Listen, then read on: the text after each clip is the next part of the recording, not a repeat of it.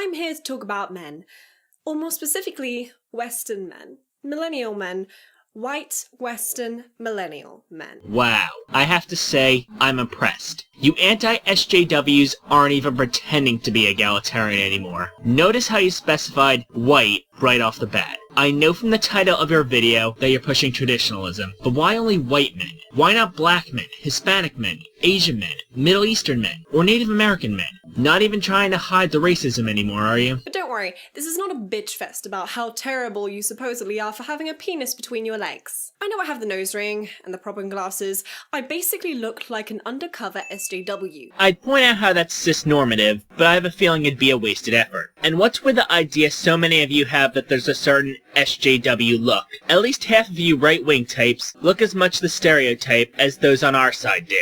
And there are many on our side who look nothing like the stereotype. I just find it hilarious you try to put people in these boxes and can't even fit yourselves in your own boxes. But I promise, this is not a dig at you. This is not directed at you if you are red-pilled. It is, however, directed at you if you are one of those males who calls yourself one of these things. Antifa member, any other gender than male or female, feminist, a stay-at-home dad, a crossfitter, someone who places #refugeeswelcome in their Twitter bio, or someone who has partaken in the Women's March. So first things first, please stop. So, basically you're marketing your video towards a group of people who know you're an idiot. The only ones who will listen to your alt-right ramblings will be your alt-right fanboys, who already agree with you, so you'll just be preaching to the choir. Funny how you didn't think that one through. I'm a bit done with seeing almost every single white millennial male where I live look like they have the ability to menstruate. What the fuck is this? Where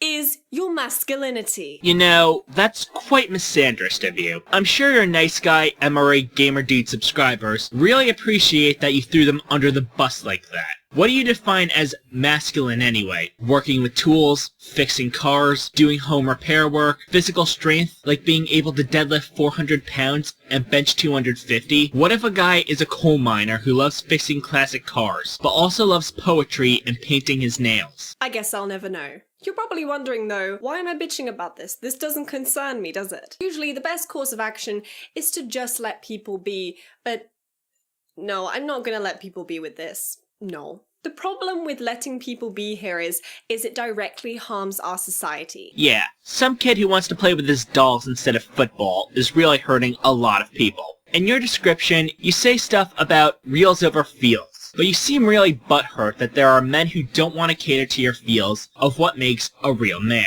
And it's kind of hypocritical to push for traditional gender roles when in the past you made a men's rights themed video. Therefore, making an app based on splitting bills due to race and gender is not only racist and sexist, especially for those who have to pay more due to something that happened at birth and they can't change. It's also extremely rude and ignorant to assume that a certain person who has a certain gender or a certain race cannot earn more because of their race or gender. So, do you think men should be boxed into the breadwinner role, or that women should pay their fair share on a date? You can't have both, although I know a lot of you wish you could. And in a wider and more extreme case, it harms our race. The white race. Wow. Forget the dog whistles, this is a fucking tuba playing. The whole egalitarian shtick from your earlier videos is dropped, and you're now sounding like a racist grandmother, despite most likely being in your early 20s. But before I actually explain this, I think it might be worth talking about the actual root of this. Women aren't women anymore. Women are acting more like men, and men are acting more like women. And this hurts you. How? A LifeSite article directly states that men in fact are giving up on marriage, where fewer young men in the US want to get married than ever. With feminism pushing men out of their traditional roles as breadwinners, protectors and providers, and divorce laws increasingly creating a dangerously precarious financial prospect for the men cut loose from marriage, men are simply no longer finding any benefit in marriage. You're starting to sound like a MGTOW now. And it's also hypocritical as fuck for you to say this, considering you said in a previous video, I am right now a woman working in a STEM field. So, not only are you being a misogynist, misandrist, Archie Bunker bigot, but you're also a hypocritical sack of shit like Lauren Southern, who can't even follow her own example. If you're working in a STEM field, then by your own definition, you're not fitting into the box you want to shove every woman into. And that's true. Because for the first time in US history, the number of women in the workforce has surpassed the number of men, whilst more women than men are actually acquiring university degrees. Thus, the whole stay-at-home dad thing is becoming more popular. Oh no, people have choices! How horrible! And you conveniently leave out the fact that many men skip college to go into the military, and many men go into trade schools. Also, there's the fact that men are less likely to want to take on the heavy debt that women are, so dropout rates are higher. The argument that RageAferStorm is using about how allegedly gynocentric society is reminds me of the kind of stuff that Paul Elam says. So, it kind of proves that men's rights is actually just a push for traditionalism by using social justice language, hence the issues brought up, such as male circumcision, male suicide rates, male homelessness, etc. It's because they know that the old-style Archie Bunker, get back in the kitchen form of misogyny won't fly with anyone under the age of 60, except in very conservative areas. Because men don't have to become this figure of confidence anymore that was previously necessary. Are you saying that stay-at-home men can't be confident? Or stay-at-home people? So, stay-at-home mothers can't be figures of confidence? Isn't that the kind of shit you anti-SJWs are always ragging on feminists for allegedly saying? Okay, so equal rights and all, Dave gets to stay at home whilst Margaret goes out to work and all that. She's paying taxes, she's paying for the family. Why am I moaning about it? Here's the problem. In Warren Farrell's book of Why Men Earn More, he lists 3 specific things about men and their workforce efforts. Number 1, men work longer hours. Number 2, men take more hazardous and riskier jobs. Number 3, men's willingness to train for technical jobs will limit the time with their families. So let's assume we now have a higher proportion of women who are breadwinners. That's great, but now we have a massive gap in the construction work facility. Where did you conclude that from? Did you ever think that maybe more women are entering the labor forces than ever before? It sounds like you're actually playing both the gynocentric card that red pill types like to play, while advocating for a traditionalist system that keeps men in these risky jobs. You also seem to continue to assume that both parents working is somehow not a reality, although it's become the norm. In addition to this, women take off more time for maternity, as well as having period pains and all that other shit that women go through. Men don't have these problems. Men don't suddenly get pregnant and then expect the company to train someone in for them. Not only that, but it isn't actually natural for women to work a 9-to-5 job and then only see their kid for 2 hours a day and then maybe a bit more on weekends. Once again, I'd point out the transphobia in men can't get pregnant, but it's useless, considering this is someone who wants to drag us back to a romanticized version of the 50s that never existed anywhere except on TV. Also, men would take more time off to spend with their kids, attend baseball games, etc., except for the fact that people like you want them to be workaholics. Both parents working allows for parents to do stuff, like go to little Jimmy's baseball game. And why are you only talking about heterosexual couples? Don't gay parents exist in your world? By your logic, what should happen to gay and lesbian couples? Should one work and one stay at home? Should both work in a gay relationship and neither in a lesbian relationship? Or do you want to erase LGBT people altogether? Are you homophobic in addition to being racist and sexist? Women make better caregivers than men do. It's a fact. So, you're saying men aren't good caretakers and men aren't nurturing? That moment when a feminist makes a better men's rights activist than an actual anti-feminist. Psychology Today explains that women have a paternity certainty, whereas men actually don't. Jesus Christ, this is painful. Remember when even the anti-SJW side admitted that this way of thinking is misogynistic? Now they're spewing that kind of shit that they claimed they were against. To put things into perspective regarding my previous statement of how even the anti-SJW side admitted that this way of thinking is misogynistic before they jumped on the Trump train and aligned with the alt-right and evangelical Christians, allow me to play this clip. If they're so righteous, let them stay at home and teach their children that righteousness. I'm sure this will surprise you, but not all women have children, you know? And secondly, how do you suppose you would enforce this? What, you want like a Taliban system? Wow, you're a fucking moron. They have no place on the podium. They got no place in the political sphere. I'm sorry. Yes, they do. The law says so. Well, apart from your podium shit, but that will probably change too. You don't know how to debate. Oh, and you do? You're ugly. You're a woman. You shouldn't be in politics. And that's an example of your debating skills, huh? That's a man's job. This is a man's world. Everyone should be able to pursue whatever career they want to. How can you not see this? As much as I hate Undoomed, I unfortunately have to give him credit for calling out this kind of bullshit. Sure, in a marriage you can assume that your female partner has been monogamous, but you can never actually know. Obviously you can take paternity tests, or if the child has the same messed up nose that you do, then I guess you kinda sorta know that that's your kid. But those things will still never settle your mind, and it's not supposed to. Women don't really have to worry about this. That is one reason to why women are more attached to their children than men are. A man usually assumes that the child is his. Am I getting some kind of personal insight into why you're pushing this traditionalist mindset? Men do not have a biological clock that slows down after 30. So when a woman has a kid, or 2 kids, or 3 kids, or 4 kids, or 5 kids, or however many kids she's gonna have, she knows that that stream of children will eventually end. And sometimes men are shooting blanks, and older men have a harder time getting it up. However, this doesn't mean women should get married at the youngest age possible to maximize the amount of kids they're going to have.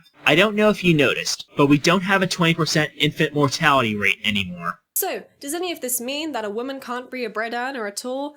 No, it doesn't. It just means that all of this information supports my claim as to why women should stay at home and look after the kids, and then the man should go to work. So, you think women are prone to cheating much more than men are? You sound like Black Pigeon Speaks, who believes that women having sexual freedom and the right to vote is what destroys societies. It's his most viewed video. But at least you're slightly less misogynistic than someone like Angry MGTOW, who thinks all women are not even human beings. Sure, you get anomalies within what I just mentioned, but I'm talking about an average skew.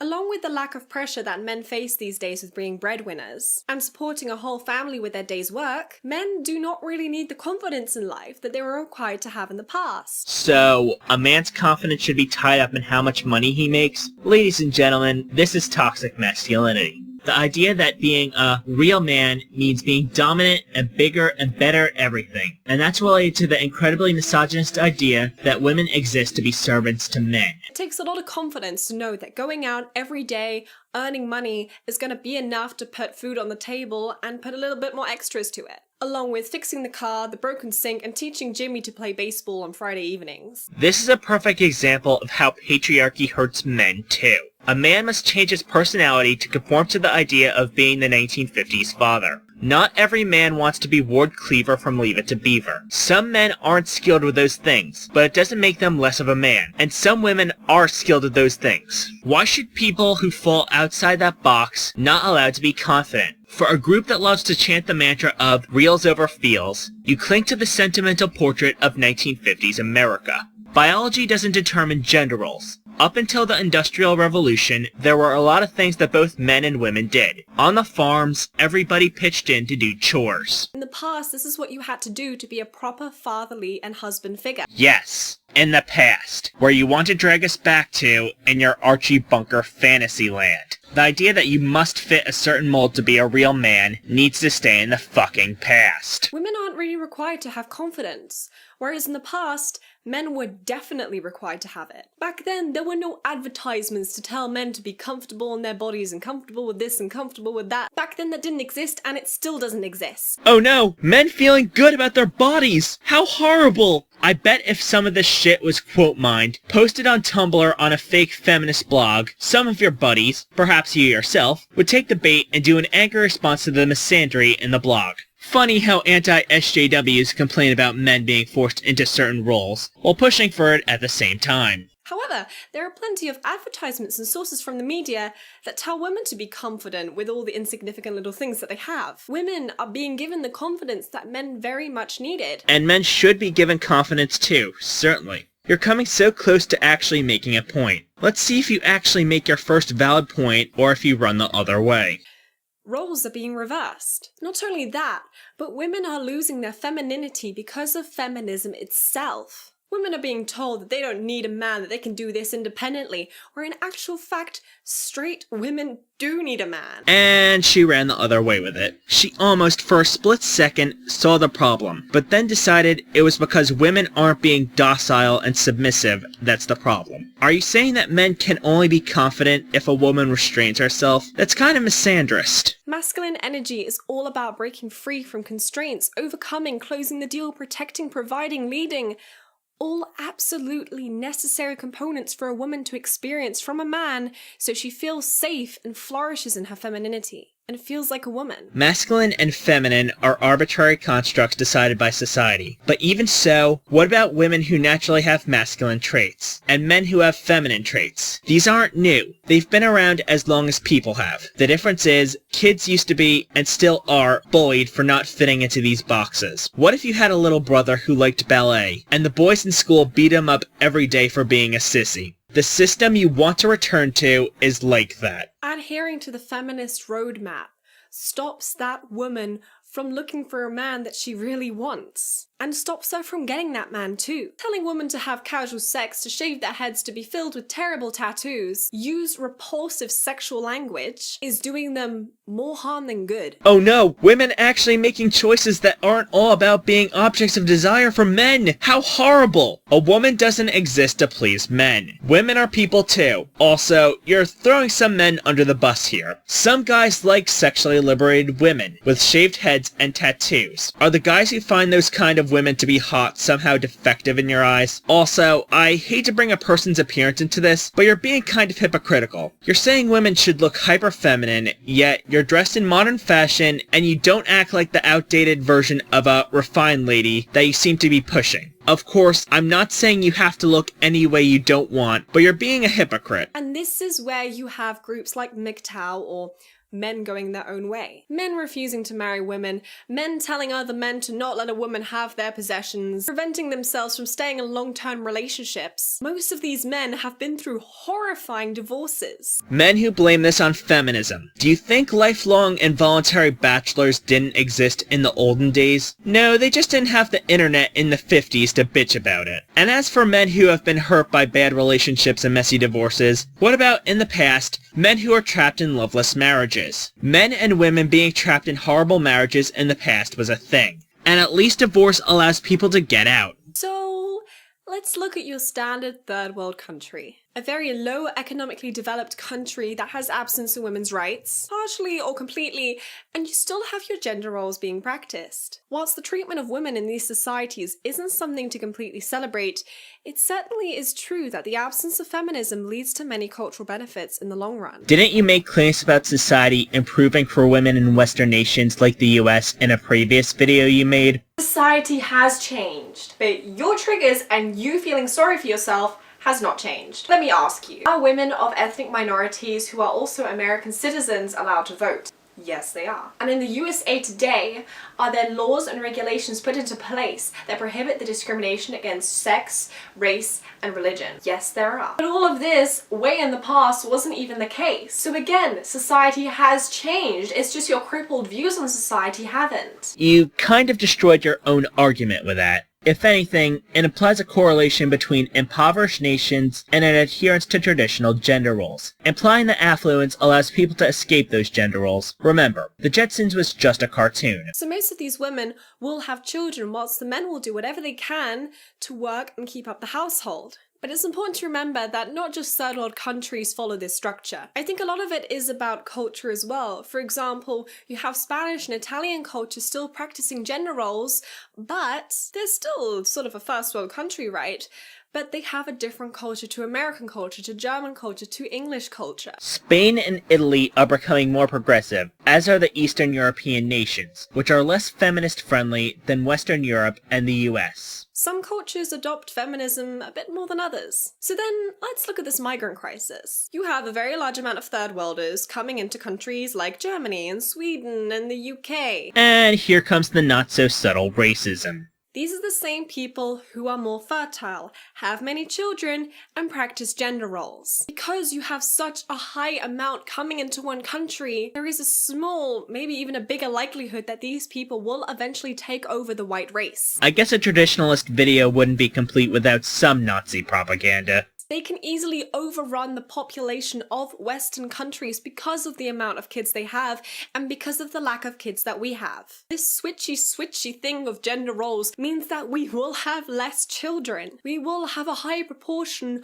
of non-whites in the country that used to be predominantly white. Take London, for example. British white people make up 45% of the London population, a capital city in the UK. London is not the whole UK. And besides, the whole point of your video was that traditionalism somehow makes us stronger. So then, why aren't you welcoming these refugees? By your logic, they'll make you more affluent. Or is it just because they're brown? Of course that's why. And this is why the migrant crisis really is a dangerous crisis. We're dying out and it's not good. So instead of telling women that they don't need men to be happy, how about telling them to be proud of who they are, where they come from, and that it's okay to continue the white race? How about removing the narrative that bringing a child into this world is a terrible idea? Here's a challenge for all you white supremacists. Define white. There are people from places in the Middle East like Iran, Syria, and Lebanon that look indistinguishable from Western European natives. I noticed that none of you can define white in a way that excludes all non-Europeans or without excluding Europeans. White nationalism isn't based on logic. It's based on fear. Fear of change. That the world is changing and you want to blame people of color and Jews. Sorry, but the world can't stagnate into some romanticized version of the past that never existed. Your way of thinking is why fascism arose in the early 20th century. It's coming back thanks to angry white men being fed ideas by fascists. Do you know who's telling you that? BuzzFeed, Huffington Post, Time Magazine, the same people that told you that there are more than two genders. Because whilst you're deciding whether to buy a Chipotle burrito every day for 97 years or having a child, these people are getting kid after kid after fucking kid. Well done. You said you used to be an SJW, as in, I'm guessing you were the Tumblr stereotype. So why did you flip so hard to supporting fascism? Is it because being pro-social justice is no longer the in thing with your crowd? Is it because Gamergate made right-wing politics popular? I just have a hard time understanding how someone could flip-flop so fast, from social justice to hating people of color and Jews, from supporting modern feminism to having evangelical Christian views on gender roles. Once fascism becomes no longer popular on YouTube, what are you going to do then? Are you still going to be a fascist, or will you follow the money to the next political trend? This whole mess of a video sums up everything wrong with the modern skeptic community. It's all about pushing the same right-wing ideas it opposed years ago. Do these people really still think they're to the left of George W. Bush? Do they not realize that the skeptic community has moved very far right, and after Gamergate, slowly stopped supporting liberal ideas? What's really scary is how fast she's blown up on YouTube. Until about a month or two ago, I'd never even heard of her. And suddenly, she's closing in on 100,000 subscribers. No wonder Lacey Green is starting to pander to the red pill crowd. There's a lot of money to be made from outrage culture and fear-mongering.